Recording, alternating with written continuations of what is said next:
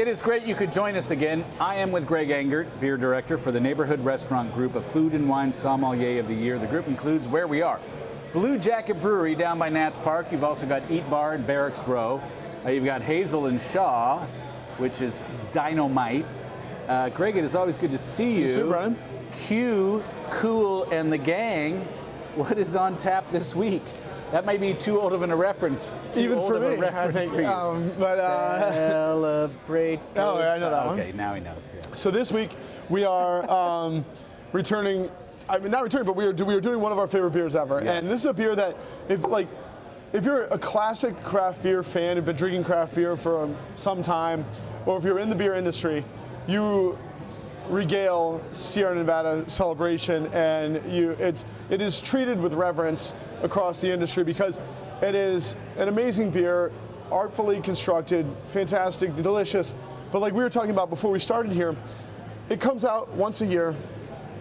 You know it's dated 2017. You know when it was made. You know when it's available. It is guaranteed fresh, and it's everywhere. So like, it is getting increasingly difficult to find IPAs or pale ales or double IPAs or triple IPAs on store shelves that you can count on to be as fresh as they should be. But every time the holiday season comes around, we can count on Celebration. It's dynamite. It's awesome beer. Absolutely. I already have Cheers. 3 beers left in a 6-pack at home.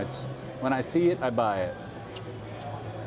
And what's cool is that it's flies in the face of everything people like about IPAs today. I mean, now we're all going towards juicy, less bitterness, more aroma. This is a throwback. They first brewed this beer in 1981. It was one of the first American IPAs. As with all Sierra Nevada beers, they use whole cone hops, but in Chico yeast. But it's fermented all the way dry. It has bitterness on the palate. It's got aromas of hops, but it also has malt character. There's a little bit of caramelized richness on the palate. It's balanced, it's bitter. It is old school IPA at its finest, and it is a beautiful beer. Look at the head on that thing. This is bottle conditioned. This is a desert island beer. Now, of course, Totally. if you're on a desert island in November and December, you have to hope something else washed up on shore. But Right. so good. It's just like amazing. And now, when you look at the bottle, it says fresh hop IPA. It's always been a fresh hop IPA. It just wasn't really that cool to be a fresh hop IPA for a long time. So what these guys do, Sierra is one of very few breweries in the country that uses whole cone hops. So the harvest comes out, they're buying a lot of hops, and they're all whole cone. They're not wet hops because they would get moldy, but they're fresh, they're dried, they're not pelletized. And so they brew this beer with the first crop of whole cone hops they get that year. Chinook for bittering as always, with a little bit of Centennial, and then Cascade and Centennial for aroma and flavor. It's phenomenal beer. It doesn't vary. I mean, does it vary a lot year to year? I mean, I'm always, but I mean, it must be a little different because there's plant life involved. It can't be. There's no way to make it exactly the same. Hops, especially when they're whole cone like this, are never going to be exactly the same. However, we discussed kind of recently, we're talking about Centennials and Two-Hearted Bells.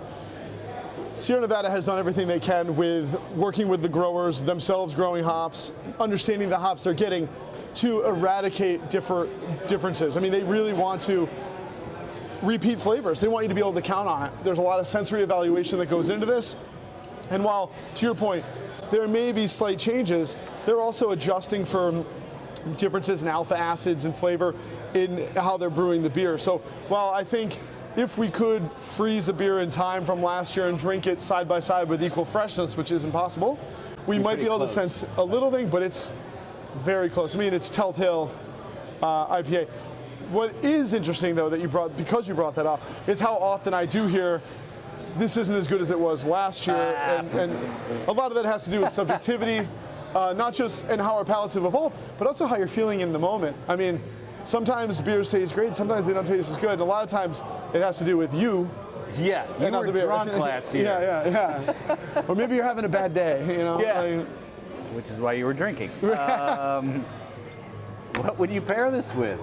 Holiday season. This is a beer that you can drink with holiday food. I mean, imagine this with like, ham or roast beef or a big roast, or like turkey and stuffing would be great. Prime rib? Prime rib. Ooh, I'm not even a big prime rib fan. It just sounds like. Oh, I love prime rib. But yeah, I mean, like anything that can handle some of that bitterness. And plus, the great thing here is, like, again, unlike a lot of American IPAs today, this has malt character to it. There is a caramelization going on here, a toasty kind of sweetness, a bready kind of toffee character that I think really goes well with the roasted flavors of food, whether it's roasted vegetables or just like a roast chicken is phenomenal. Yeah, so that, I mean, it's great with all that. And then clearly there's a reason why it's served across the bar. Anything fried sings with this beer. Anything fatty and juicy, double cheeseburgers and onion rings would be good. Hello. With this as well. Hello. Thank you, Sierra Nevada. I look forward to Celebration 2018, if I'm still alive. Greg, thank you. Thank you. Always. Everyone, please always do drink responsibly in all seriousness, and be sure to bring your thirst next time for another Beer of the Week.